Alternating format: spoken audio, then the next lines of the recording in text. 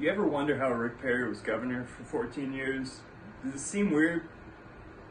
Maybe it sounds a little bit weirder when you point out that Rick Perry has served longer than a lot of dictators have. And look, the speech isn't supposed to bash Rick Perry or vent my problems with the Texas political establishment. The speech is about something simpler and more mundane, but equally as important. The speech is about term limits. Term limits, to put it simply, is a restriction on the number of times a politician can serve in a specific office. Term limits are supposed to prevent a monopoly of power. They're pragmatic and they exist in just about every state, except for Texas.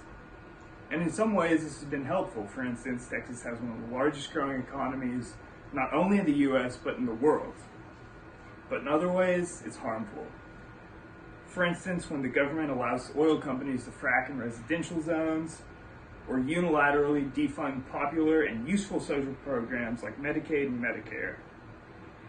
And this is a problem because it homogenizes the power structure. It helps politicians get continuously reelected based on name recognition alone, while passing unpopular and harmful legislation. And this has caused governments to look more and more like a one-party system instead of the two-party system that our state constitution envisioned. Luckily, term limits can change that. Term limits offer a definite and discrete amount of time a politician can serve and get his agenda passed. And this is useful because if term limits exist, politicians are no longer beholden to their donors and fundraisers. They can do what they want in the time they have allotted. And that's really what democracy is about, isn't it?